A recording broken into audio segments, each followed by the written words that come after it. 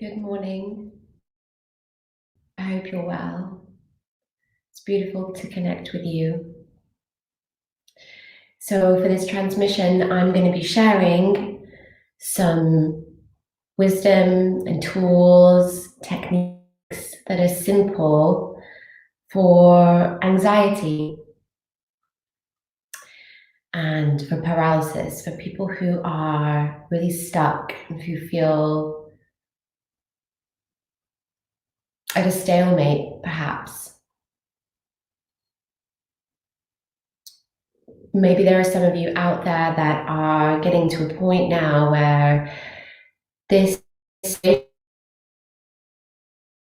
is starting, in a way, is starting to feel like a burden or feel difficult. Maybe some of you are experiencing your shadow. Maybe some of you are experiencing resistance coming up. Last night was a very powerful full moon.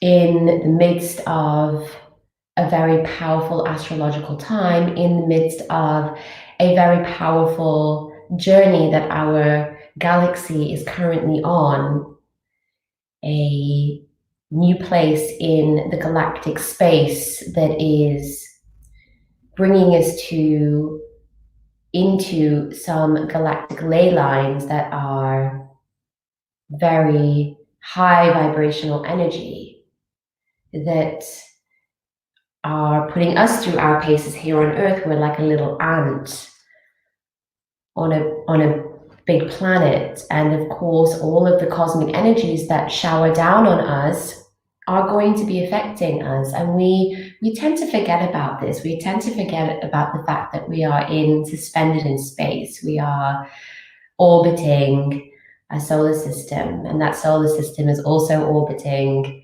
another system, and so forth. And these astrological cosmic energies are really very real, very intense, and they impact us on very profound ways. So that, combined with the global situation that we find ourselves in, and then the personal journey that we are all taking, we have a triple or even quadruple fold effect on us as individuals right now. And what we're experiencing as individuals very much impacts the collective, because all of our consciousness is coming together in the unified field of consciousness, and all of that energy mixes together and reflects back this universe. So what we collectively feel and think, which is all projected by our own individual thoughts and feelings,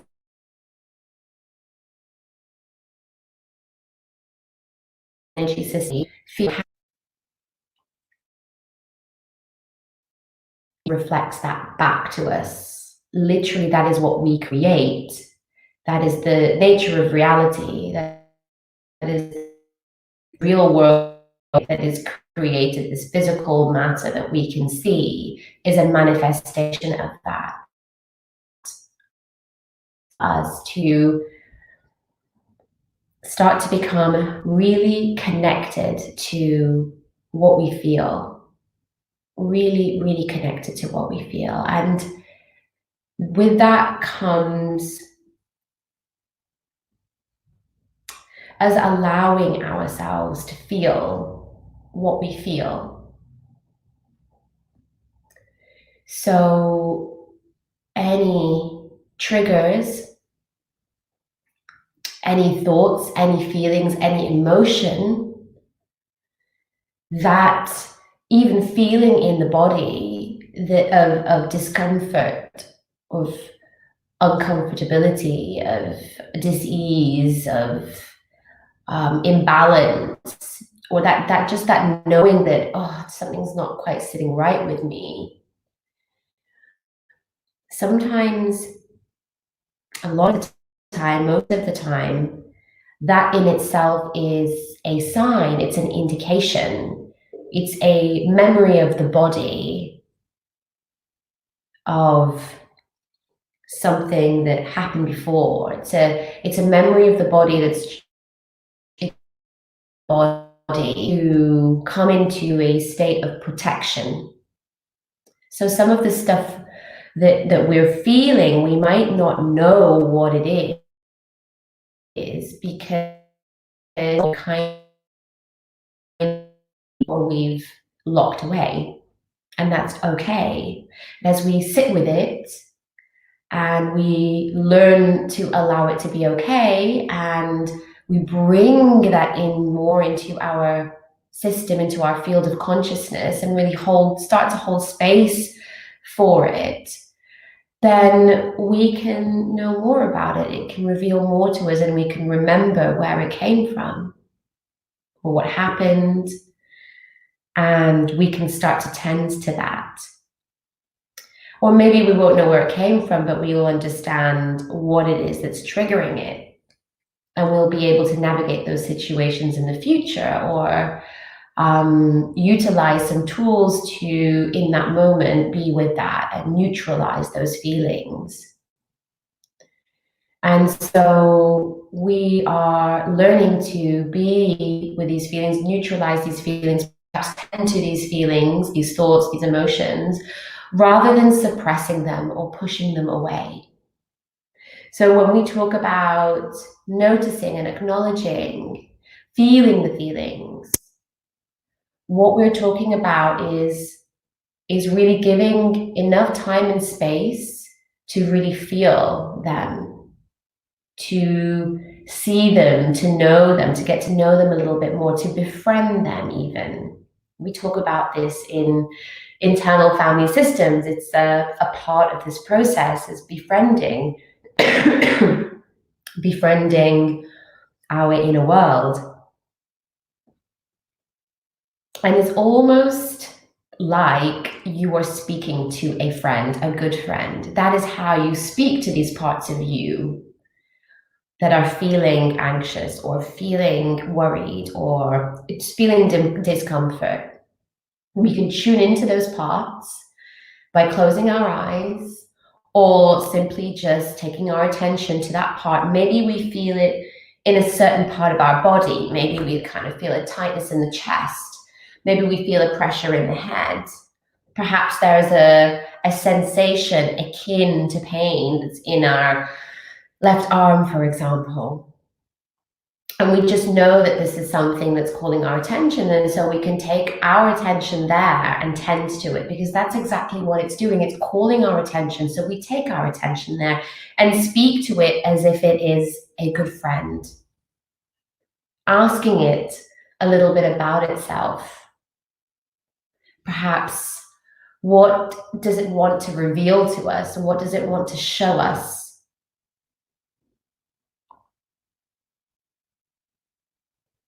But we can just start off by just noticing and observing it, noticing the quality of the energy, noticing if there are any images or any scenes playing out, if there are any particular words or thoughts or images coming to mind when you're tuning into that area. That gives a lot of clues. And with everything that's brought to your attention about what it is that you're sitting with, really take time to acknowledge and appreciate that. Every time we say to that part of ourselves that's bringing itself to our attention, I see you, and I really notice that your energy is dense, or I notice that this feels discomforting. Every time we reflect something back that this part of us is showing us, it's saying, I really see that and I really notice that, and I'm really committed to being with that and looking at that. And it shows that part of us that we actually really care and we want to tend to ourselves. Rather than saying, I don't want to see that, I don't want to know that, I don't want to be that, I just want to push that away and get on with things because it's not important. There's a real difference in the approach here that we're talking about, the approach that we can take with ourselves. One is just getting on with it and pushing things aside. And the other approach is really just allowing what's arising to be there and actually moving towards it. It's just like if a friend came to you with a problem and you just pushed that friend away and said, without words, but, very clearly, energetically or physically, very clearly was giving out that message of, I'm not interested. I need to just get on with my day. That friend isn't going to feel like it can come to you, that they can come to you and share things with you. It's the same way with our internal world. When we don't sit with our emotions that are coming up, when we don't acknowledge them and allow them to be there and we push them aside, it's like telling them that I'm not interested.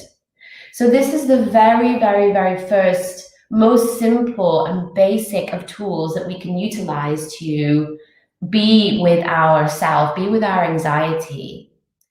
And when we feel so stuck and sometimes paralyzed, it's because we have lots of different parts in our system that are all feeling kind of stuck. And sometimes we get to this point where it's become so entrenched and overwhelming that the whole system kind of feels that it's not safe. Because this is ultimately what's happening here, is when we don't feel safe and we don't feel, when our system, when our internal world, when those parts of us don't feel safe,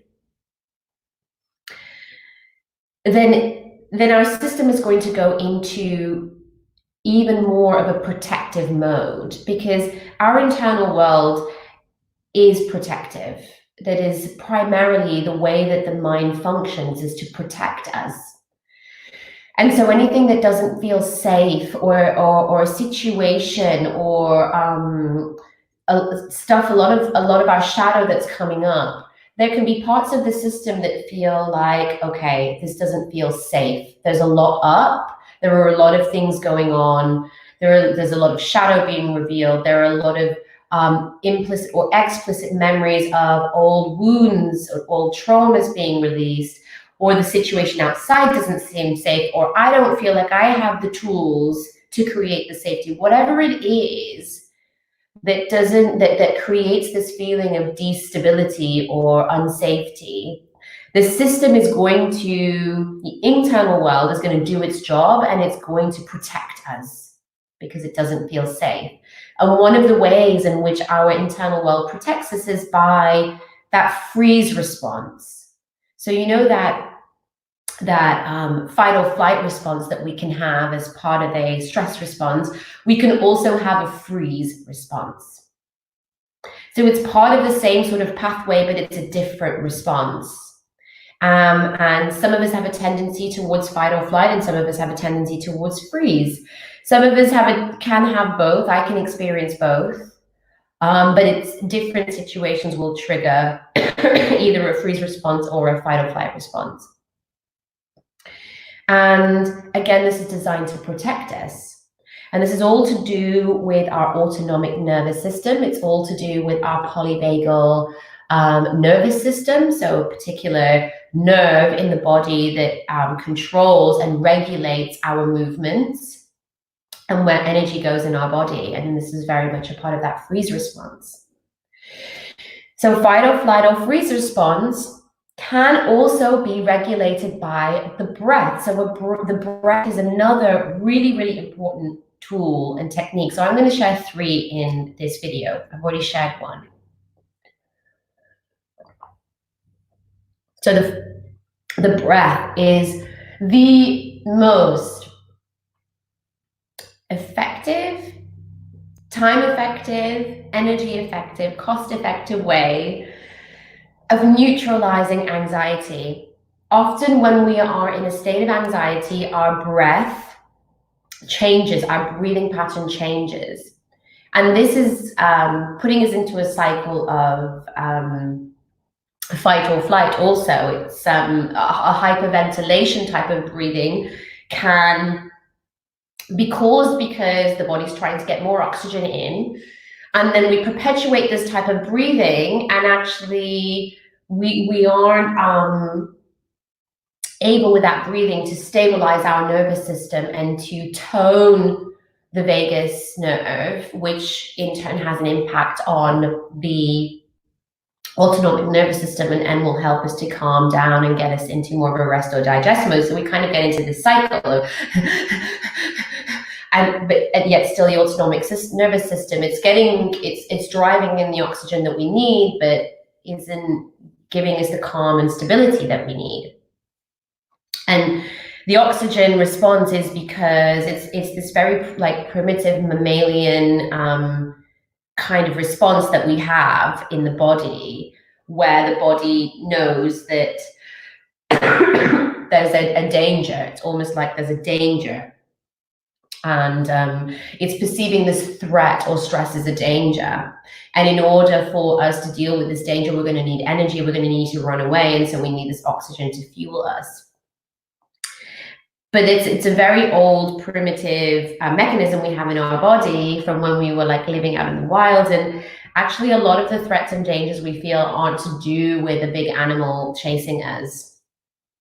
They're to do with other things. And so we don't need necessarily that energy and that blood circulation. What we actually need is stability. We need that calm and that stability. So the breath is so fundamentally important to regulating our nervous system. So simply breathing in through the nose, taking long, deep inhalations, and breathing into the belly. So we're opening the chest and opening the ribs, and we're breathing down so the diaphragm is expanding in order to create more lung space. And this also automatically, this movement of expanding the diaphragm and opening the chest is also going to impact on the nervous system, the polyvagal nervous system. It's going to tone the vagal nerve, which in turn is going to soothe and calm the nervous system. So we're opening the chest, we're breathing into the belly, we're getting a lot of air in, and we are allowing this breath to come in slow, deep, and long, so that we can really stay with that breath and we can follow that energy down. So it's the focus of also following the energy down. And then we're going to inhale. We can inhale through the mouth. So this is a calming and a soothing breath, as opposed to inhaling through the nose and exhaling through the nose, which is more of a heating and a building heat kind of breath. So we're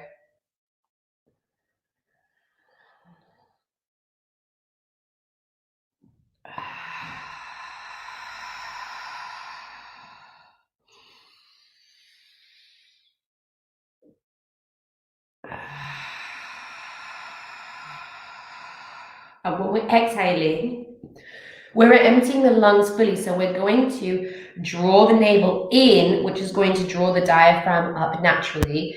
The ribs and the chest are going to come inwards, and we're going to empty the lungs naturally. And all this old energy is going to come out, and then we can inhale the new energy back in. So we can do this several times, just again, following the breath. In that moment of panic and anxiety, one of the most effective things is to inhale deeply through the nose, hold the breath momentarily for literally a moment, and then exhale through the mouth. So what we're doing there is that we're allowing the energy to build up at the heart space. We're allowing the blood to take up the oxygen also from the blood. So as we hold the breath, we're holding that oxygen into the lungs. So we're giving the oxygen more of a chance to pull that oxygen out of, we're giving the lungs more of a chance to pull that oxygen out of the blood, or out of the air, and take that into the blood. So we become more oxygenized. And then when we exhale, we can exhale that old air out, and then we can repeat that cycle. So we can even build the pause in between that breath, pausing at the inhalation. You can build that a little bit and a little bit with each breath. So perhaps by the time we get to a minute, we are pausing for maybe 5 seconds or 6 seconds or 10 seconds. And again, this is all going to feed and nourish our entire physical body as well, because our brain needs oxygen to be clearer. So if we're hyperventilating when we're really anxious, and the brain is lacking oxygen, and that contributes to this cycle of feeling disorientated, and that can also feed into anxiety.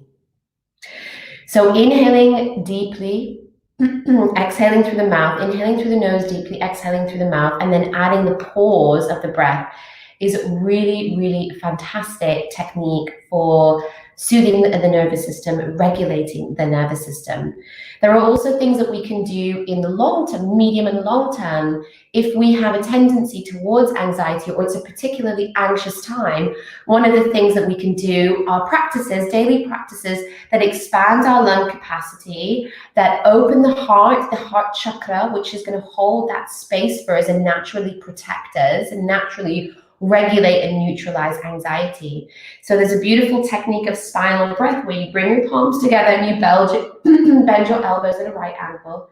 And it's like you're going to gather the energy here and bring the elbows towards the navel as you exhale. And then as you inhale, you're going to open the palms and open the chest and really bring those arms backwards. So I'm going to move this back so that you can see a bit better. Okay, so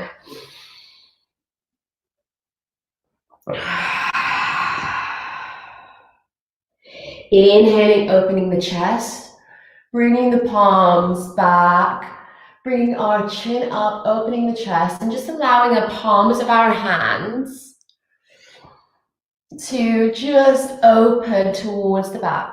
And then exhale through the nose. Inhale through the nose and exhale through the mouth. Sorry, you're exhaling through the mouth as you come down. You're bringing your elbows towards your sacral. Inhaling through the nose as you open. Lifting your chin also, really just opening this heart area, expanding and allowing it to open. Exhale.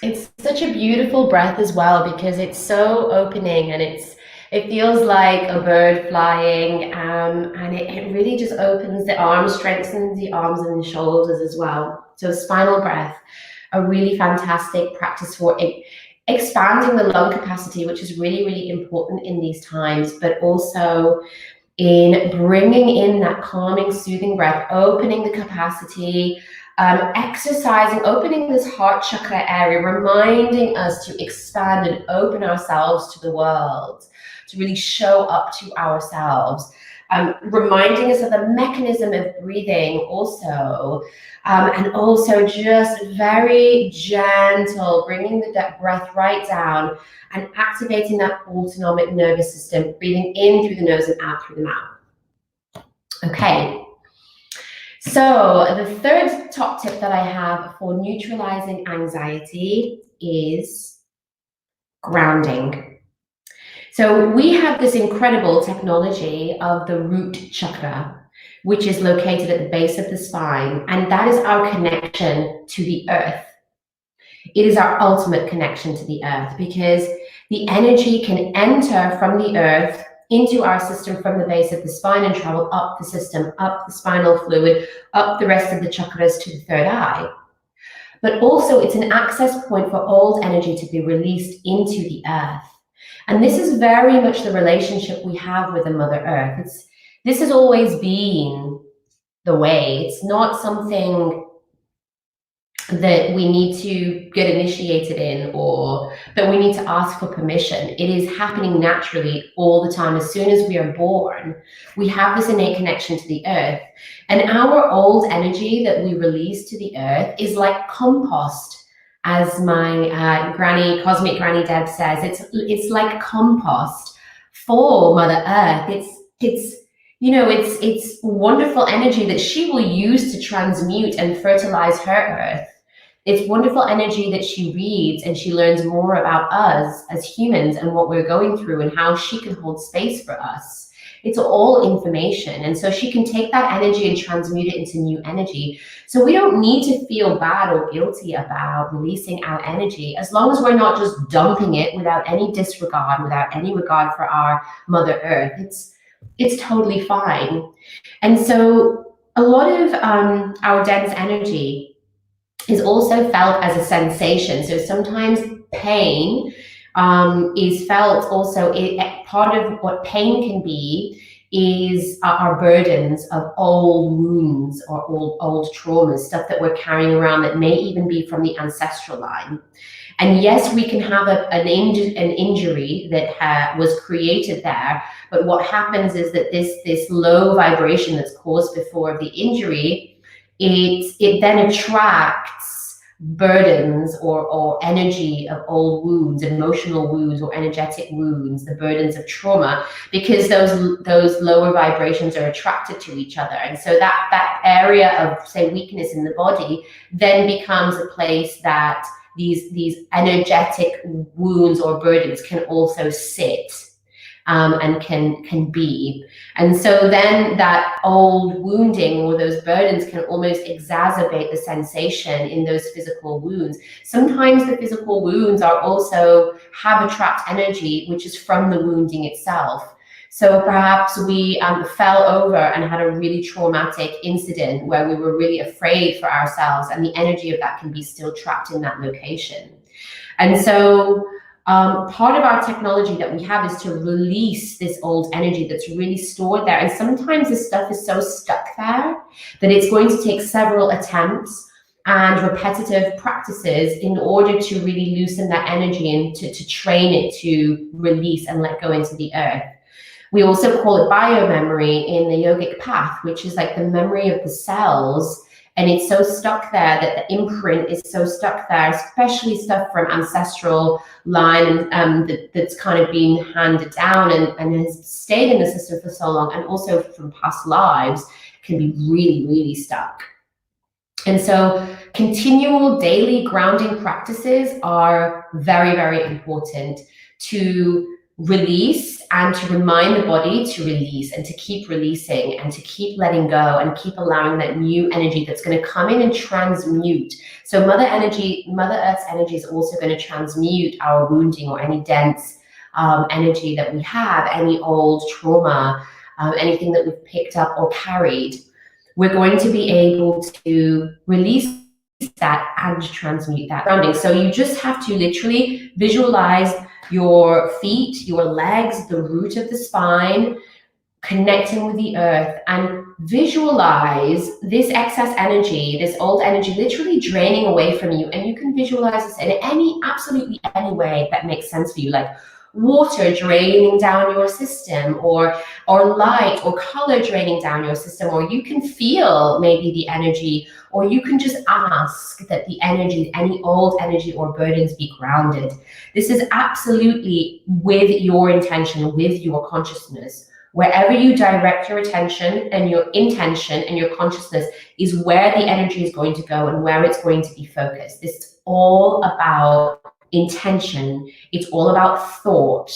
Anything else that we use, such as crystals or visualization, are simply focusing that energy, focusing that intention, and drawing that into like more of a focused or laser application to this technique. So if you're using a crystal to ground, we're going to be grounding anyway, but then also the crystal is going to be an anchor point, a focus point, a laser point for that grounding to happen.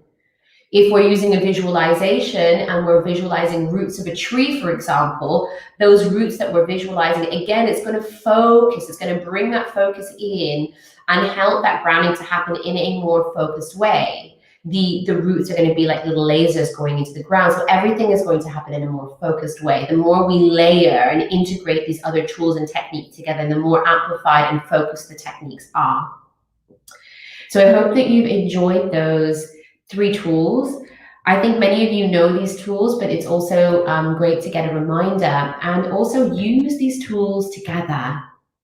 So breathe mindfully, depthfully, regulate your autonomic nervous system, calm your nervous system, soothe yourself with the breath, with longer, deeper breaths, and maybe a little bit of a pause in between the inhalation and the exhalation.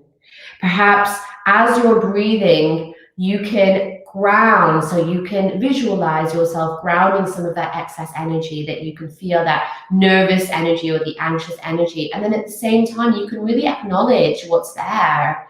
You can say, you know, I can feel that there's this anxiety here, and I really acknowledge that. And whatever is coming up as I'm releasing or grounding or breathing, I'm just going to notice that and be with it and allow it to be okay. Because in time, you're going to be able to build a relationship with your internal world and work closely with it to release these burdens, to allow them to release from the system permanently. We're able to unburden ourselves from these wounds, from these old energies, from these old traumas and karma that we carry. It really is possible. It happens all the time, and it can also happen through this dialogue. So if you have any questions, please, please, please get in touch. I have so enjoyed sharing this transmission with you. Please, please share with others. And related to this, I also have launched with my husband a free online course called Protect Your Mind, Body, and Energy Fields. I'm gonna put it in this post here to remind you. It's a free course with 3 30-minute videos and a bonus video, and it's all about sharing simple tools for you to protect your mind, body, and energy fields in these challenging times. Have a beautiful day. If the weather is great where you are, I hope it is, please go out and enjoy the weather. Lots of love.